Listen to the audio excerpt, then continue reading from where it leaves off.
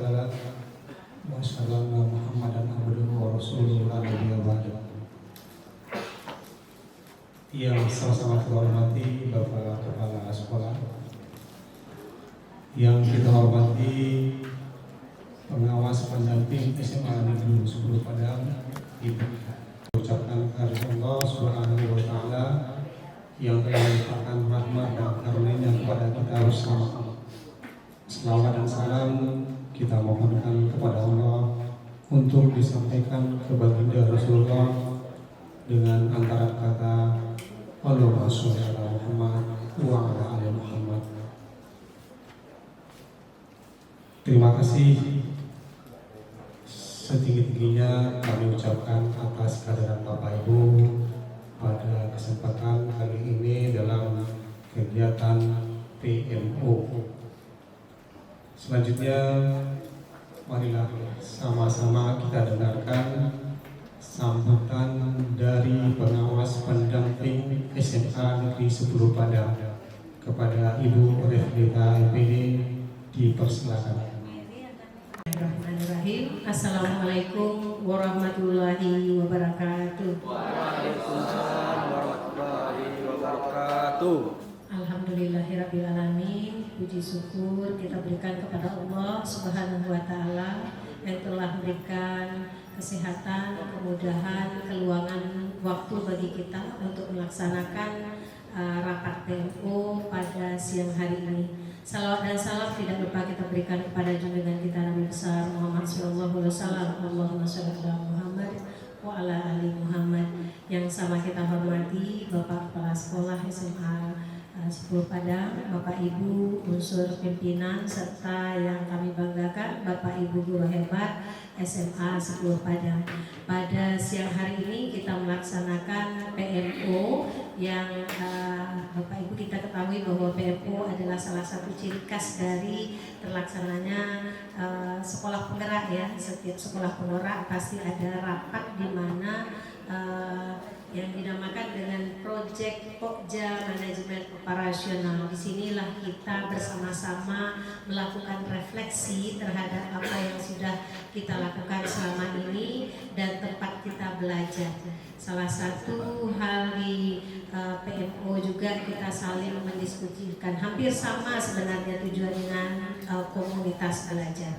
Di sini kita saling berbagi, merefleksikan, mengevaluasi apa yang sudah dilakukan dan mencari pemecahan masalah terhadap apa yang kita hadapi dalam pembelajaran di kelas. Dan hari ini topik kita adalah pembelajaran berdiferensiasi. Ini adalah topik khusus yang biasanya selalu dilaksanakan untuk sekolah penggerak dan juga pelaksana kurikulum.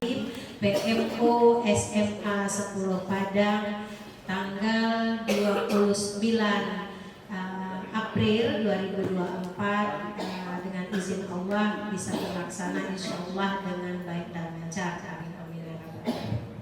Nah, ayat pakai di sini.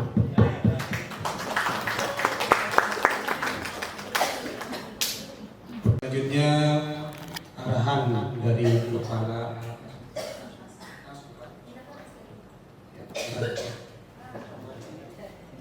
Selanjutnya presentasi tentang pembelajaran berdiferensiasi yang akan dimoderatori oleh Ibu Mahmudah Hayat SPD. Kepada Ibu dipersilakan.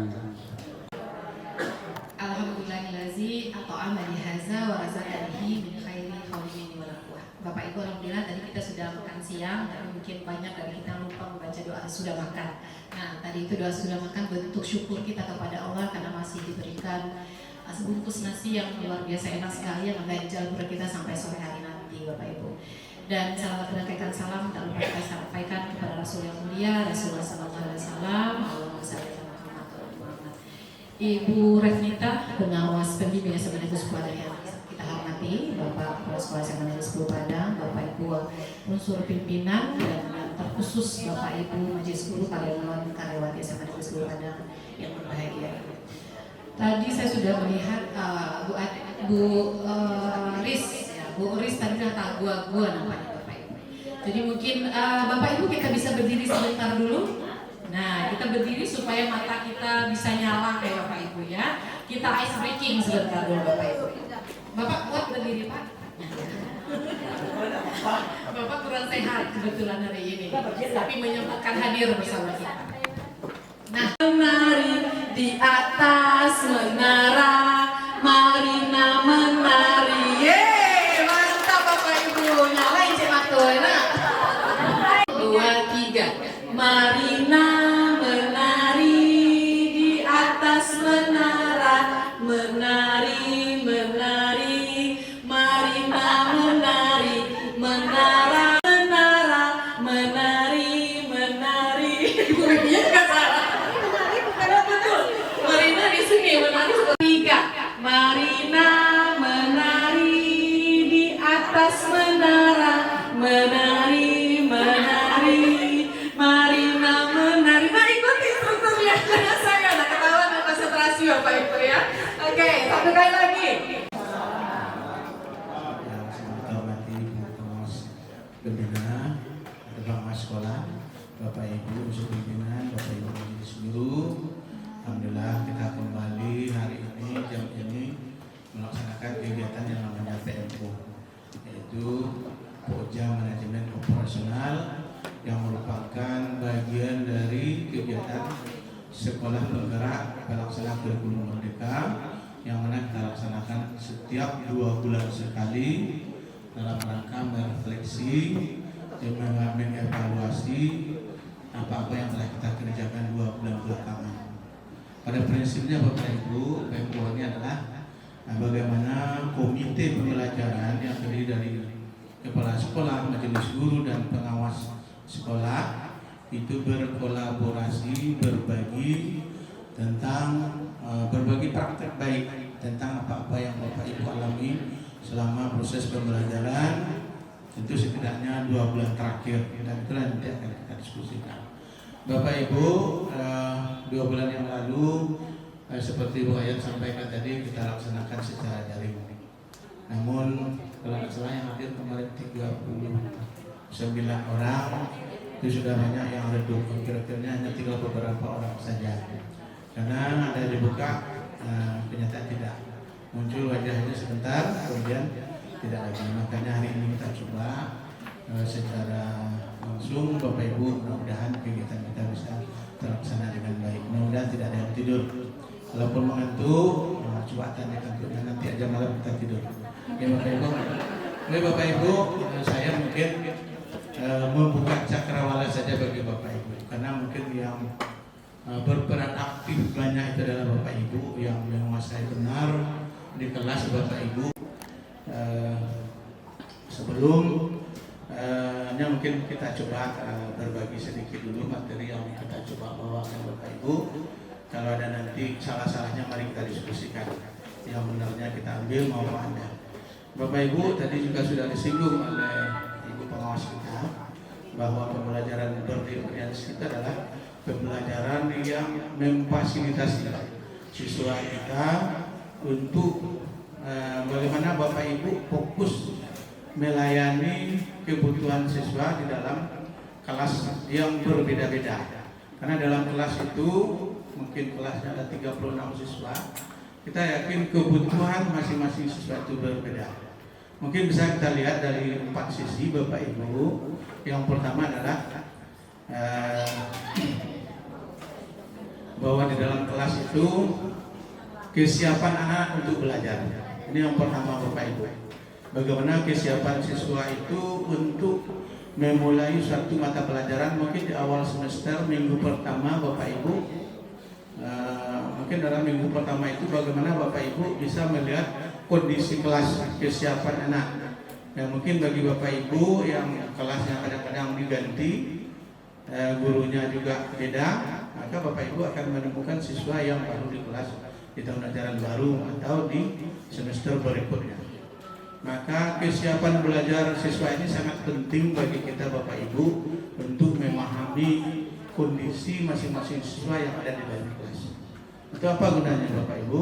Karena dengan memahami siswa masing-masing kondisi siswa di dalam kelas itu, tentu Bapak Ibu akan bisa mengetahui metode apa yang cocok, kemudian materi-materi yang pas bagi mereka. Bisa Bapak Ibu lakukan, yaitu mungkin dengan angket. Bapak Ibu membuat angket, mungkin metode apa yang cocok, kemudian materi-materi apa yang anak yang sukai terlebih dahulu. Maka Bapak Ibu dengan adanya angket yang Bapak Ibu berikan, sehingga akan memudahkan Bapak Ibu nanti menentukan pembelajaran apa yang akan Bapak Ibu berikan secara beruntun berturut-turut sampai selesai sebuah semester pembelajaran.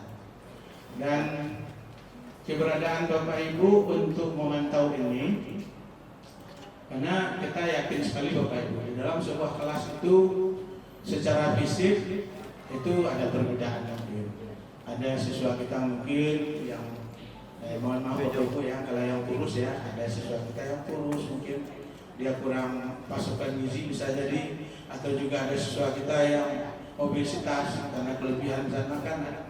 Itu juga menjadi perhatian buat Bapak Ibu, karena ini sangat mendukung kondisi proses pembelajaran berikutnya. Maka dari kondisi-kondisi itu Bapak Ibu akan lebih mudah nanti merancang pembelajaran yang tepat, yang cocok buat anak-anak kita. Itu yang pertama. Yang kedua, apa yang harus kita perhatikan dari pembelajaran berdiferensiasi itu? Belum ini ya, materinya belum. Nah, materi awal saja dulu Bapak Ibu. Yang kedua Bapak Ibu, kita perlu memperhatikan minat siswa. Di minat siswa itu Bapak Ibu, mungkin Bapak Ibu sudah paham apa itu minat ya. Kalau Bapak Ibu berminat melihat baju baru, apa artinya berminat? Rasa mau kan, saya mau ini. Atau mungkin kepala sekolahnya baru, gagah, bujang, Bapak Ibu berminat melihat. Nah, kan artinya rasa ingin memiliki.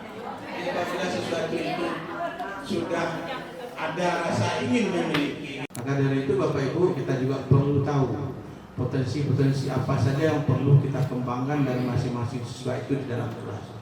Jadi Bapak Ibu untuk merancang sebuah pembelajaran yang benar itu kita harus tahu terlebih dahulu potensi-potensi dari siswa yang bisa kita kembangkan dan kita sesuaikan dengan materi ajar yang akan Bapak Ibu bawakan sampaikan di dalam kelas.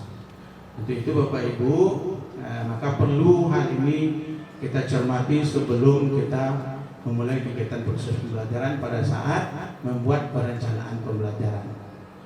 Kemudian Bapak Ibu, yang keempat perlu juga kita perhatikan adalah gaya belajar siswa.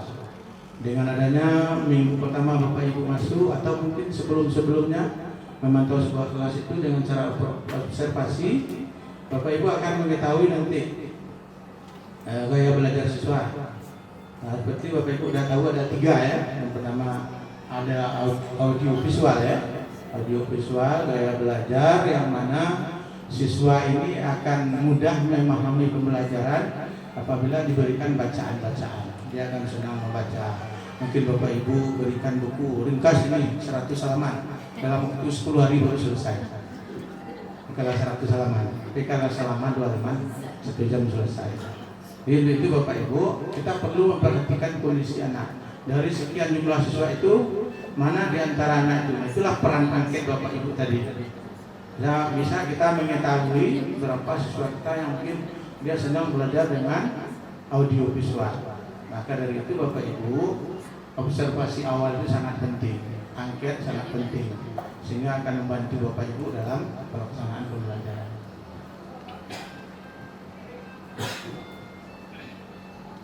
Kemudian Bapak Ibu, potensi diri yang ada audio visual, istilah sekarang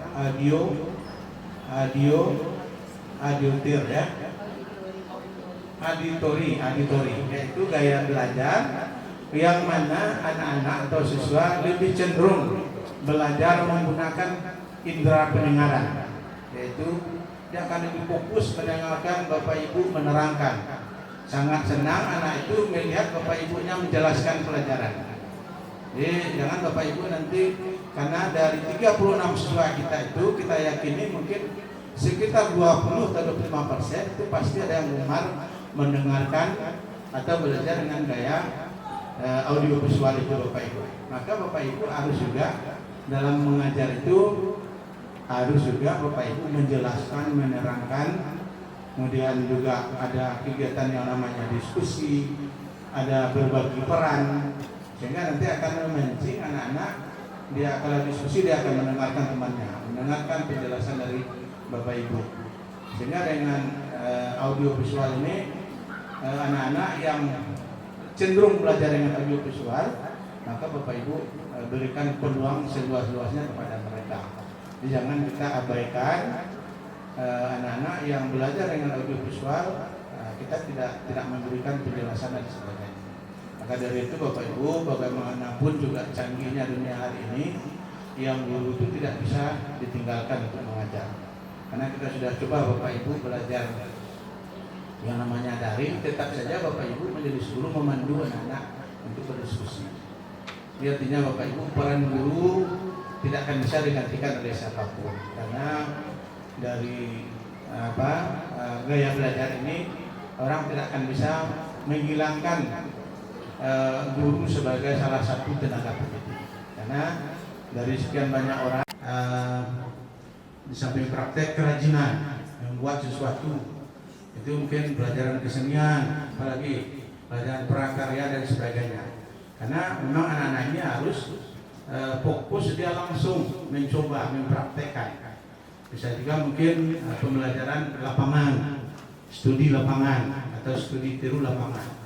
Ini Bapak Ibu perlu kita perhatikan sebelum ketiga, keempat yang kita sebutkan tadi Bapak Ibu. Nah, ini adalah salah satu syarat yang mungkin perlu kita siapkan Bapak Ibu sebelum Bapak Ibu memulai kegiatan proses pembelajaran. Semua itu harus dilakukan melalui observasi awal, termasuk juga angket jika diperlukan, sehingga nanti Bapak Ibu sangat membantu dan memudahkan Bapak Ibu dalam mentransfer ilmu pengetahuan kepada anak, dan siswa pun juga merasa mudah dan merasa nyaman dalam menerima pengetahuan yang Bapak Ibu transfer kepada mereka. Kemudian Bapak Ibu, kita lanjutkan materi sedikit lagi Bapak Ibu. Nanti mungkin sebanyak kita diskusi, karena di PMO itu memang dituntut kita berbagi praktik baik, kita berkolaborasi. Jadi bukan menjelaskan, menerangkan terus. Tadi Ibu Pengawas kita juga sudah panjang lebar menjelaskan, tapi mungkin lebih baik kita memang di PMO ini kita dituntut untuk berbagi pengalaman, termasuk pengalaman-pengalaman yang Bapak Ibu sudah laksanakan selama ini. Jadi sebenarnya Bapak Ibu, kalau kita pahami pembelajaran berdiferensiasi ini sebenarnya adalah judulnya yang baru ya Bapak Ibu, dan ini semua sudah kita alami semenjak Bapak Ibu mulai jadi guru, mungkin dari mulai praktek dulu pada saat kuliah juga sudah merasakan semuanya ini, dan ini sudah kita alami pengalaman-pengalaman kita selama mengajar, mungkin berbagi dengan guru BK, wali kelas, atau mungkin nanti dengan wakil, bahkan nanti dengan kepala sekolah. Dan kita berharap Bapak Ibu bisa menyelesaikan persoalan-persoalan di mata pelajarannya masing-masing dengan adanya cara belajar yang terdiferensiasi ini. Itu harapan kita Bapak Ibu. Baik Bapak Ibu, sedikit lagi kita lanjutkan.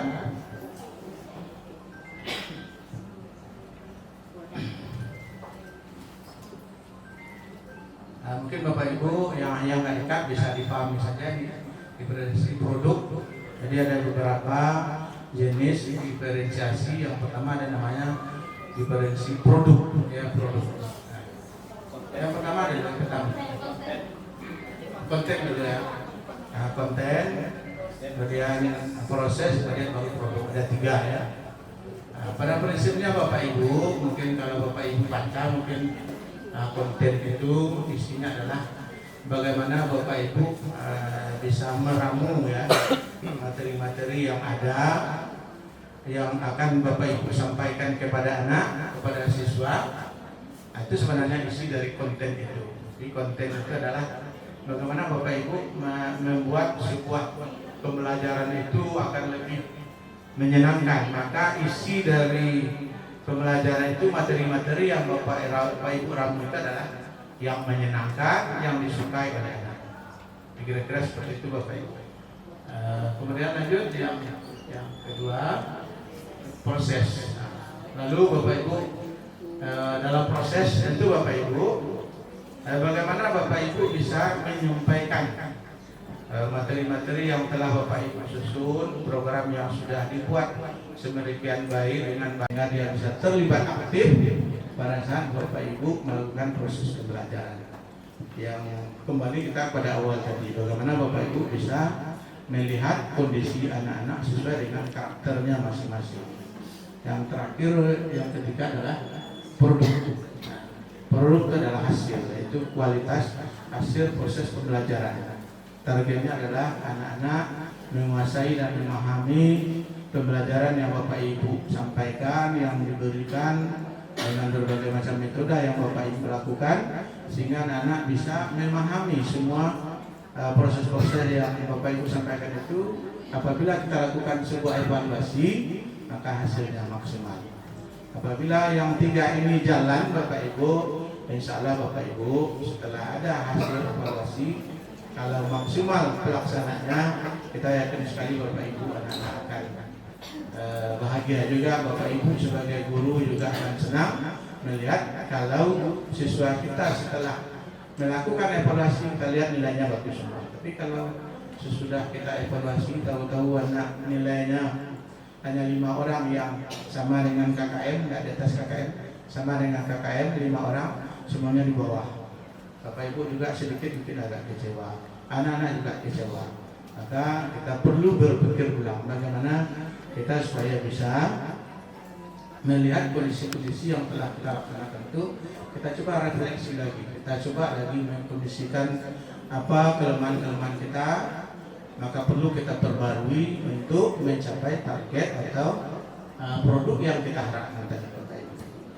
Mungkin Bapak Ibu untuk materi kita semuanya sudah bisa mengakses semuanya Bapak Ibu, tidak ada lagi yang bisa kita sembunyi-sembunyikan. Bapak Ibu pengen apa bisa di-download sendiri.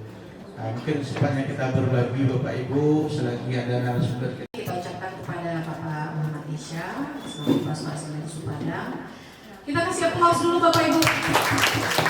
Lagi-lagi tadi bisa menyampaikan materi tentang pembelajaran dan diferensiasi, dan we are really sure Bapak Ibu telah melaksanakan di dalam kelas. Kita yakin sekali Bapak Ibu sudah melaksanakan ini di dalam kelas, karena ketika dikenalkan kurikulum merdeka dan dikenalkan tentang diferensiasi, kalau tidak salah Bu Ref juga dulu menjelaskan di sini tentang diferensiasi ya.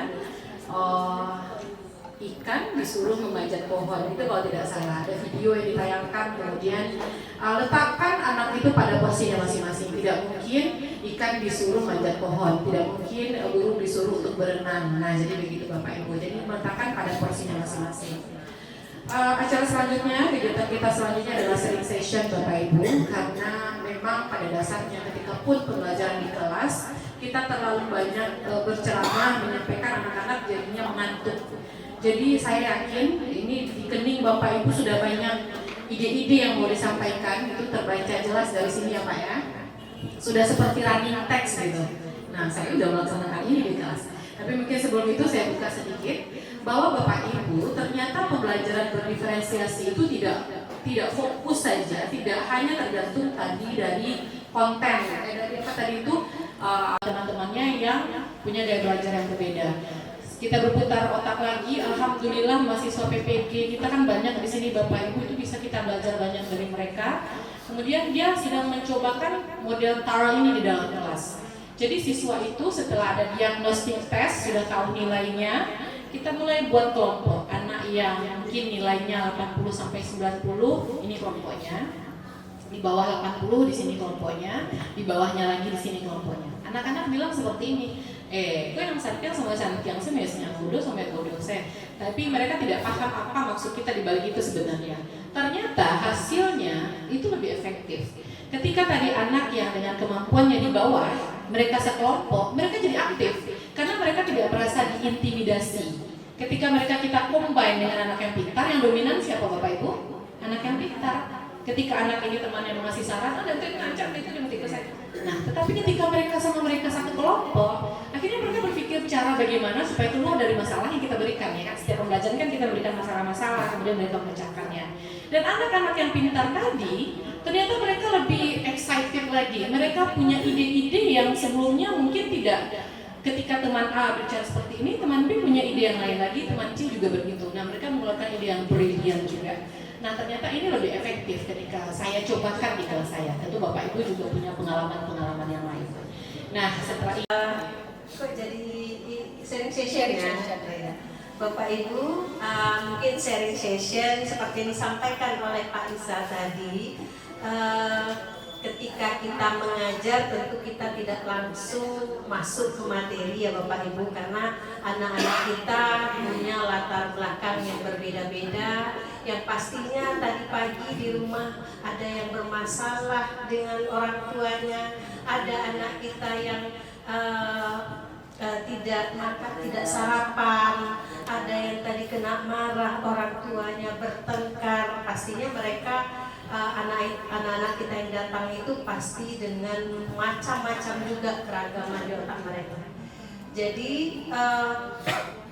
kalau di sekolah kebetulan saya mengunjungi Australian International Islamic College, itu adalah sekolah Islam yang ada di Australia. Jadi siswanya adalah siswa-siswa Muslim dari seluruh negara di dunia.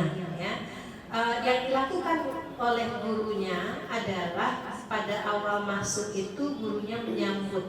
Ya, kita juga pasti disambut juga anak-anak kita ya. Jadi guru piket itu sudah berada, yang berpiket itu mereka pakaiannya tidak seperti ini. Mereka punya jas khusus. Kalau saya lihat seperti bajunya tukang parkir kalau saya lihat di Indonesia. Kalau kita pakai parkir kan ada rompi khusus ya. Mereka langsung ketika datang, kebetulan yang tempat saya menginap itu dia piket waktu itu. Jadi pas sampai di sekolah cepat sekali kami datang Bapak Ibu. Di sana masuknya jam 9. Tapi kami sudah datang di situ jam 8. Beliau langsung ngambil pakaian rompinya, pakai ya, mereka dia siap dengan itu Bapak Ibu. Kemudian yang dilakukan adalah mereka menyambut anak-anak. Ya, yang piket itu menyambut anak-anak, nanya kabarnya, how are you, how's your life, ya. Jadi anak-anak mereka kan salaman juga. Jadi anak-anak merasa ada yang memperhatikannya. Jadi dari sana ditanya sama gurunya, terus yang sudah selesai ditanya langsung ke kelasnya masing-masing. Kemudian ya, ketika di kelas, kebetulan saya setelah melihat guru piket, saya masuk ke kelas. Yang dilakukan oleh gurunya tidak langsung mengajar. Yang dilakukan oleh guru adalah memberikan kesempatan kepada siswa untuk bertanya apa yang menyenangkan hari ini. How do you feel? What makes you happy this morning? Apa yang terasa oleh dia hari ini? Jadi 1,5 jam atau lebih sudah kita cukupkan untuk PFO kita hari ini. Mudah-mudahan apa yang sudah di-share tadi oleh Pak Isa, oleh Bu Ref dan Pak Buris, terima kasih Pak Mardanis yang insya Allah sebentar lagi purna bakti, luar biasa sekali tanggapan beliau. Dan kita kangen ya suara bariton beliau nantinya. Nah mungkin ada nanti ditularkan ke bapak-bapak yang lain ya Pak Mardanis. Terima kasih banyak. Kita cukupkan mungkin sampai di sini Bapak Ibu PMO kita pada hari ini 29 April 2024. Terima kasih atas perhatiannya, terima kasih atas matanya yang masih menyala untuk mendengarkan apapun yang kita sampaikan di sini. Kita cukupkan dengan doa kafaratul majelis. Subhanakallahumma wa bihamdika asyhadu an la ilaha illa anta astaghfiruka wa atubu ilaik. Assalamualaikum warahmatullahi wabarakatuh. Waalaikumsalam warahmatullahi wabarakatuh.